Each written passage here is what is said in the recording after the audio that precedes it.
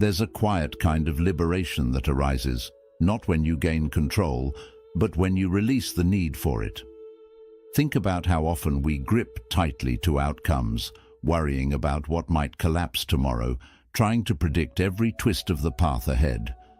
But the truth is, most of what we fear never comes to pass, and in the process, we sacrifice today's peace for a future that hasn't even arrived.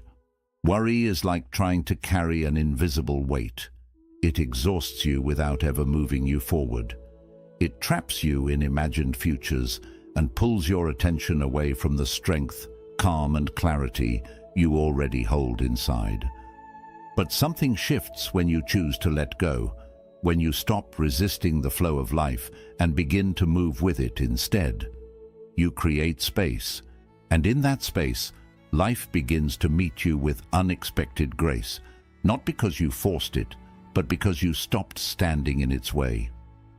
In this video, we'll explore 7 timeless lessons from Buddhist philosophy, teachings that gently guide us away from the chaos of overthinking and back into the stillness of the present moment. These aren't quick fixes or empty mantras. They are truths that, when practiced, can help you step out of fear and into a deeper sense of freedom that's always been waiting within you. Lesson 1. Fear is a seed, and what you plant, you nourish. In Buddhist philosophy, your mind isn't just a passive observer of life. It's the soil from which your entire reality grows. Every thought you water becomes a root, and fear, if left unchecked, doesn't just sit quietly in the background. It multiplies, it wraps itself around your decisions, colors your relationships, and clouds your sense of self. Fear isn't just a feeling. It's a filter, a distorted lens that makes the world look more hostile, more uncertain than it actually is. The danger? When you begin to fear something deeply, you start living as if it's already happening. You breathe life into the very thing you're trying to avoid. Picture this. You're afraid of being let go from your job. That fear shows up in small ways. Hesitation in your voice, second-guessing your ideas, playing it safe when boldness is needed. And over time, that hesitation sends signals to your team, to your boss, even to yourself, that something's off. Ironically, fear pulls you closer to the very thing you hope to escape. It happens in relationships too. Fear of abandonment makes us cling, overthink, doubt every silence. And that tension, it doesn't build closeness. It creates distance. The relationship begins to crack, not because of what the other person did, but because fear was left to grow unchecked. But here's the truth. Buddhism reminds us of, your mind is fertile ground. It doesn't discriminate. It will grow whatever you plant: fear, anger, doubt or calm, clarity and compassion. You are not a victim of your thoughts. You are the gardener. And gardening doesn't mean pretending everything is fine. It means becoming mindful of what you're watering. When fear shows up, pause, take a breath, ask, is this thought building the life I want or slowly dismantling it? Fear thrives in the dark. But when you shine awareness on it, when you call it out, it loses its grip. You begin to see it not as a monster, but as a messenger, a chance to return to presence, a moment to re-choose peace. And once you do that, once you stop feeding the fear, you'll notice something remarkable. The world around you begins to shift. People respond differently, opportunities flow more freely, life softens, not because it changed, but because you did. Lesson 2. Real strength isn't in control, it's in surrender. In today's hyper-driven world, we are taught that strength looks like control. Master your routine, dominate your goals, force your future into shape, push harder, plan better, never let go. But Buddhist wisdom flips that narrative completely. It says, strength isn't about gripping tighter, it's about knowing when to release. Letting go isn't failure, It's clarity. It's recognizing that life is not something you can strangle into submission. It's something you must learn to flow with. You act with intention, but then you trust. Imagine trying to hold water in your palm. The harder you squeeze, the more it slips away. But leave your hand open, and it stays. That's what surrender is. Not passivity, not weakness, but the quiet strength of someone who has done their part and knows when to step back with trust. In Buddhist philosophy, surrender isn't retreat. It's a sacred collaboration with reality. You stop resisting every twist in the road and begin walking it with grace. You stop demanding that life obey your timeline and start listening to its deeper rhythm. And here's the miracle. When you stop forcing, your energy returns. The tension lifts, your mind clears. And suddenly the world looks different. The path ahead that seemed blocked, it opens. The people you needed, they show up. The answers that felt out of reach, they find you. Not because you chased them, but because you made space for them to arrive. True surrender is not the end of effort. It's the end of struggle. And in that space of release, you don't lose control. You discover a deeper power, a power rooted not in domination, but in alignment. When you let go of needing to control everything, you begin to realize you were never meant to carry it all alone. Lesson 3. Anxiety belongs to the future. Peace belongs to now. Buddhist wisdom teaches something quietly revolutionary. Anxiety can't survive in the present moment. It feeds off anticipation, off imagined futures and worst-case scenarios. It thrives in the mental fog of what if and what might go wrong. But here's the thing. None of that is real. It's all a movie your mind is playing in advance, a script that hasn't even begun. So the next time you feel anxious, pause and ask, where is my mind right now? Chances are, it's sprinting ahead, constructing stories, anticipating pain, trying to solve problems that haven't even happened. And while your attention is trapped in that illusion, you miss the only place where life is actually happening. Right here, right now. This moment, this breath is your anchor, and in this single breath, you are safe, you are whole, you are not drowning in the storm of what could be. You are resting in the stillness of what is. Buddhism calls this mindfulness, but it's not just a technique. It's a return, a coming home to your body, your breath, your being. And every time you return, you weaken the grip of anxiety. You stop pouring energy into a future that hasn't arrived and begin to reclaim your peace, one breath at a time. The mind is loud. It spins, warns, plans, panics. But the present moment, it whispers. And if you listen closely, it tells you the truth. There is nothing to fear right now. There is only this breath, this heartbeat, this quiet space where life meets you. Peace isn't a place you chase. It's a presence you remember. Lesson 4. Most of the weight you carry was never real to begin with. So much of the heaviness we feel isn't from life itself. It's from the stories we tell ourselves about what might happen.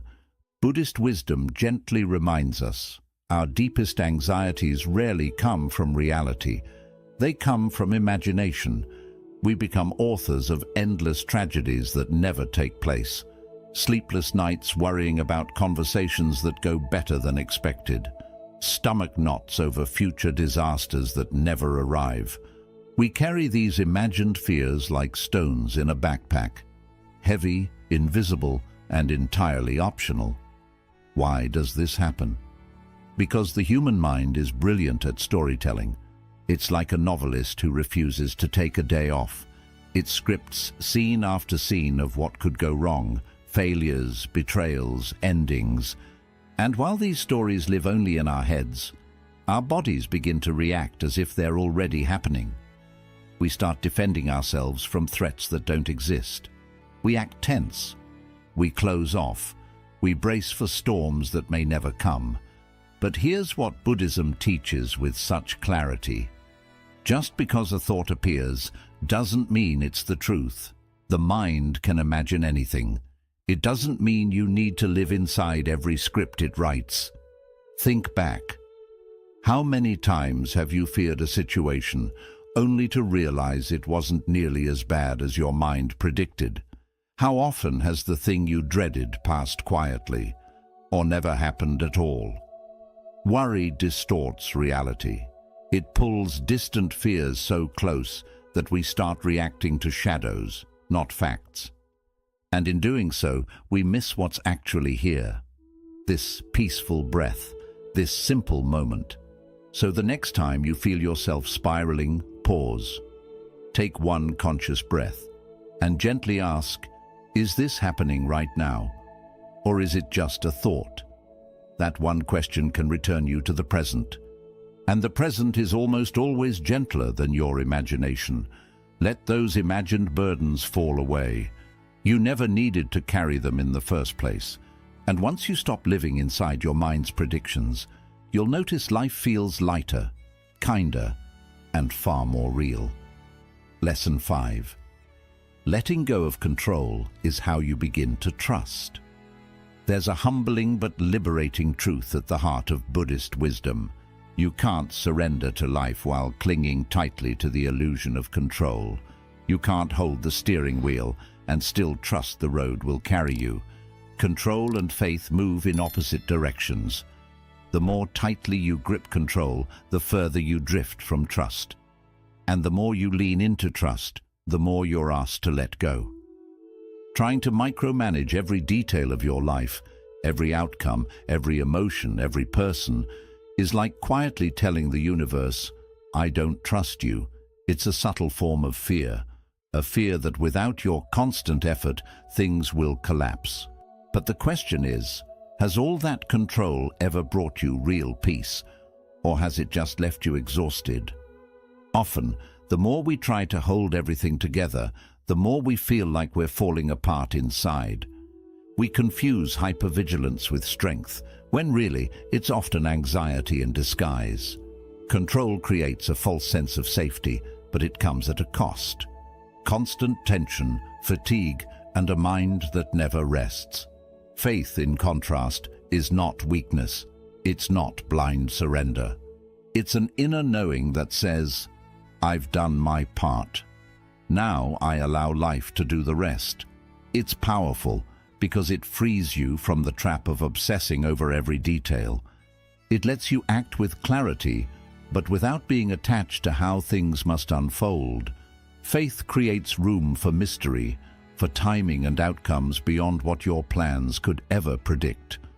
Buddhism teaches us to release this attachment, not by withdrawing from life, but by participating with presence and humility. You plant your seeds, you show up, you nurture your effort, but you don't dig up the roots every day to check if they're growing. Some things take time, some answers arrive only in silence.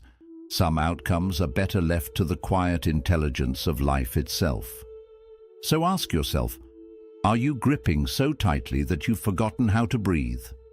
Are you trying so hard to force a future that you've stopped believing in the wisdom of the unfolding?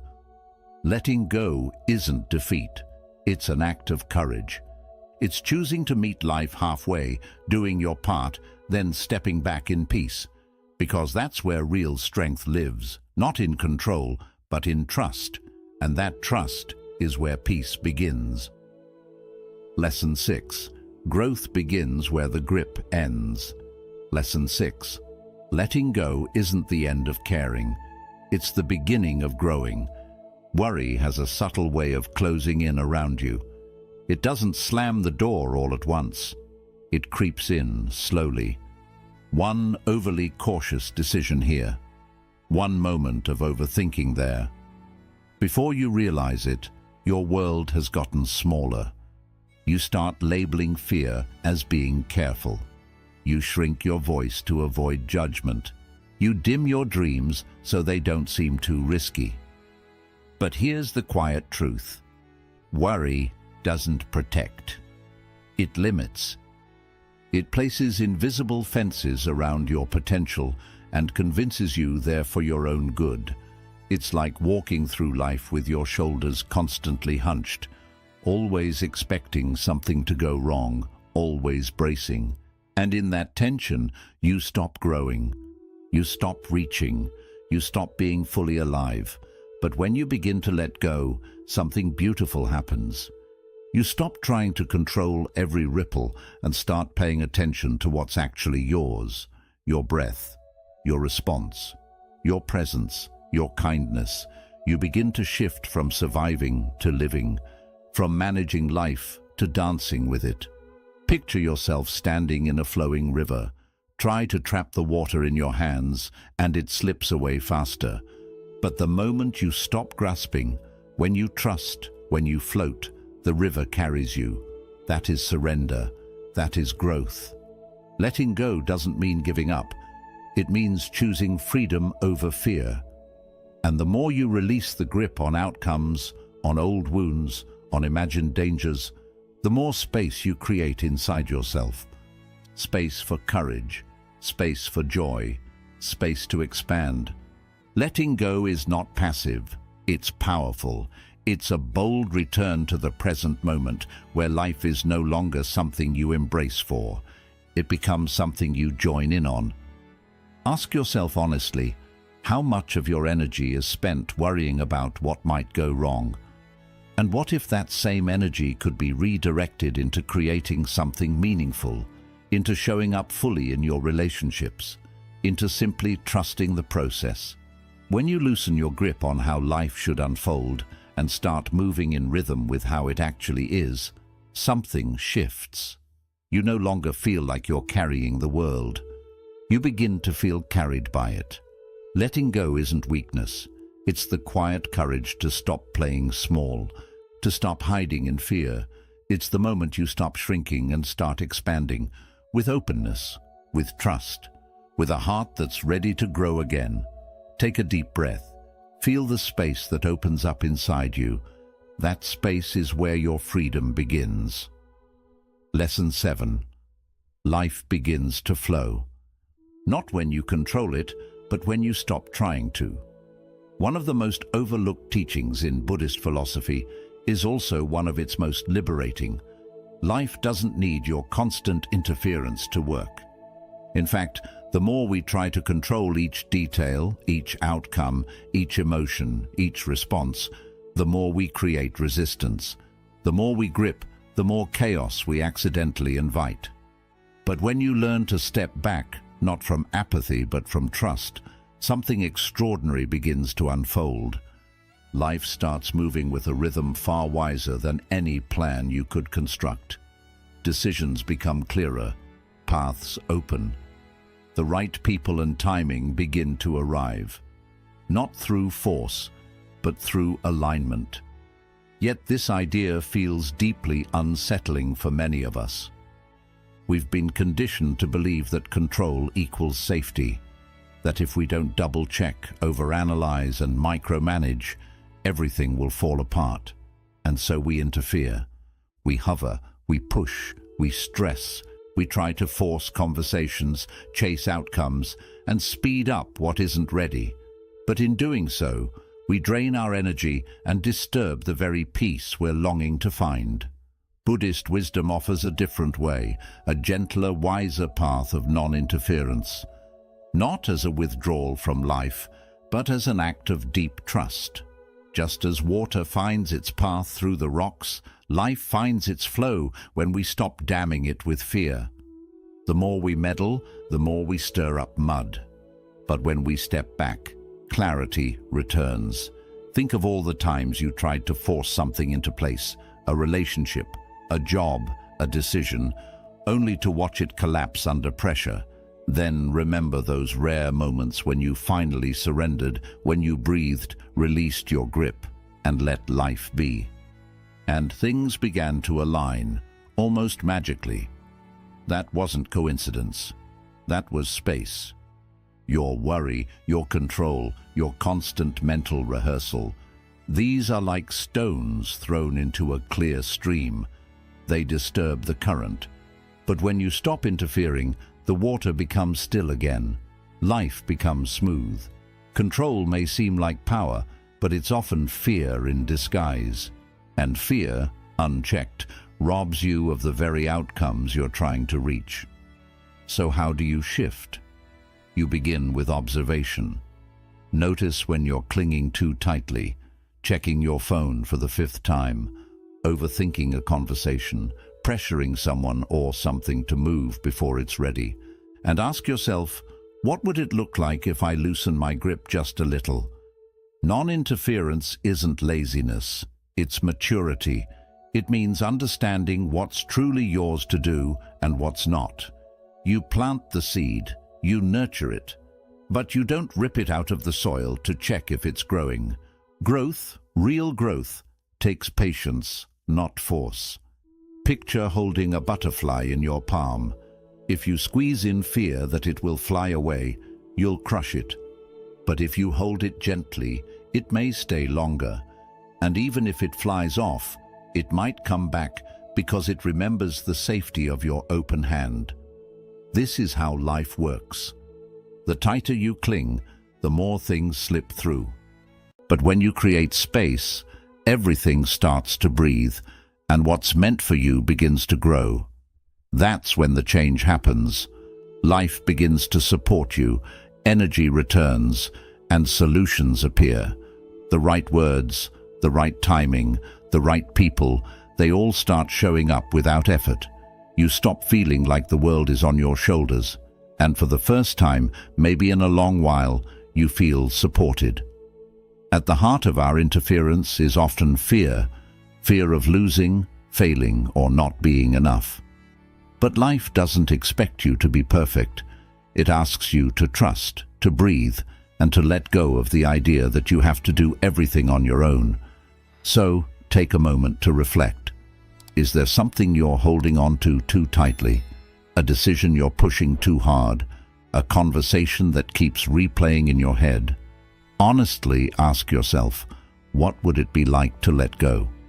Not because you're quitting, but because you trust. Because when you stop pushing, you begin to receive. When you stop interfering, life starts working with you, not against you. You don't need to control every detail. Sometimes the wisest choice is to take a deep breath, do your part, and step back. Trust the flow. Ride the wave. Let life meet you in the space you create by letting go. You're not here to control the ocean. You're here to learn how to float. Bonus lesson: choose what matters, not what's easy. Imagine walking down a foggy path where the next step isn't clear and the air is filled with uncertainty. Most people stop right there. They turn back, not because they're weak, but because they've been taught to seek comfort over truth. But Buddhism teaches something different. It encourages you to keep moving forward, letting what truly matters guide you, even when the ground feels shaky. This is where many of us struggle. We confuse comfort with peace. But comfort isn't always peace. Sometimes it's just avoidance in disguise. It's choosing to stay where things are familiar, even if they're unfulfilling, because the unknown feels too risky. So we settle. We cling to habits that numb us, relationships that drain us, routines that keep us small, all in the name of safety. But here's the issue. What feels comfortable often keeps you stuck, while what truly matters calls for change. Growth never happens without discomfort. Wisdom doesn't come without asking difficult questions. And peace, the kind that comes from within, only arrives when we start choosing what's important over what's easy. Think of a seed buried in the soil. If it stayed comfortable, it would never break open. But by breaking, it starts to rise. It pushes through the earth, struggles toward the light, and in that struggle becomes what it was always meant to be. That's how the soul grows, not just in calm and stillness, but in the tension between staying safe and choosing to rise. In Buddhist thought, This is the path of right effort, not effort driven by fear or striving, but effort based on intention and clarity. It asks you, what do I value more, immediate relief or long-term alignment with who I truly am? Choosing what matters means showing up for your transformation, even when it's uncomfortable. It means sitting with painful emotions instead of running away from them. It means stepping away from distractions and embracing presence. It means having difficult conversations, setting boundaries, walking away from things that don't align with your path. Not because it's easy, but because your peace depends on it. This path won't always feel good. It may not always feel clear, but it will always feel true. So ask yourself now, what in your life feels comfortable but is quietly stealing your peace?